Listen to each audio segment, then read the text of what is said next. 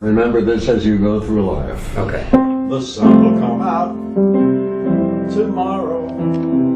Bet your bottom dollar that tomorrow there'll be sun. My name is Will Strauss, and I fell in love with Erin the minute I saw her.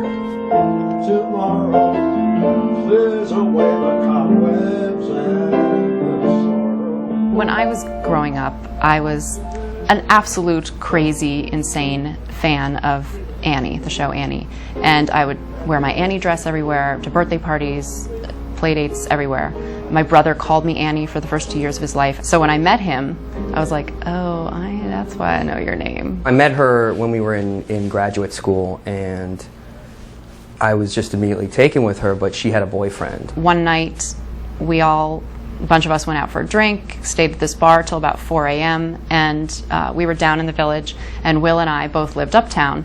And without any words exchanged, we just started walking. Her feet were hurting. I put on her shoes. I actually had to go to the bathroom, so we stopped at Grand Central Station, and I walked into the men's room with heels. I'm proud of it because I think it definitely put a smile on her face and showed that I could run with the big boys. This guy just kept popping up. I went to a wedding, like in San Francisco. The bride says he totally finagled an invitation from her and bullied her into inviting him. I mean, that's actually the rumor, but I was actually invited.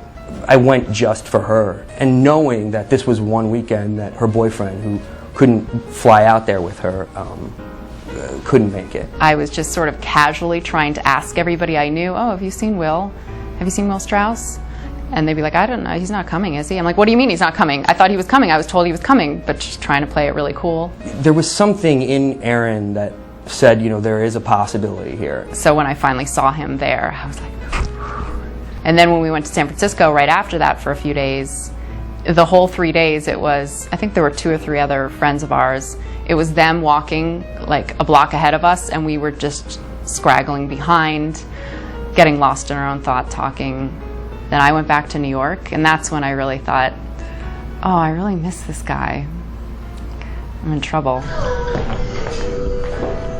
We went to this bar near her house, and I told her, look, we had a great time in San Francisco. And he just laid it out on the table and said, the thing is, I love you in a way.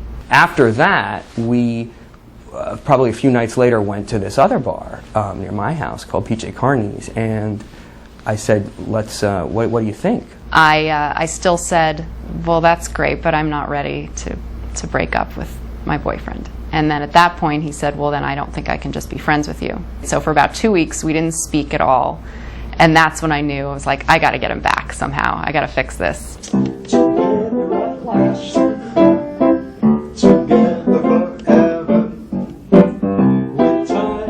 Soon after that, we got together.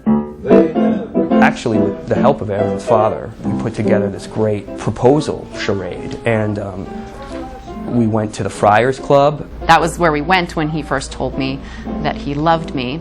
And then at that point, I started thinking, oh my God, is he going to do it in a bar? I don't want this to happen in public. Luckily, he had the same thought. And then the car came back for us and took us to the Regency Hotel on Park Avenue. And then he brought me up to a room there, and it was covered in rose petals, and there was champagne, and he went in the safe and he pulled out a box, and then I don't remember what else happened, but he did get down on his knee and ask me to marry him. And it was great.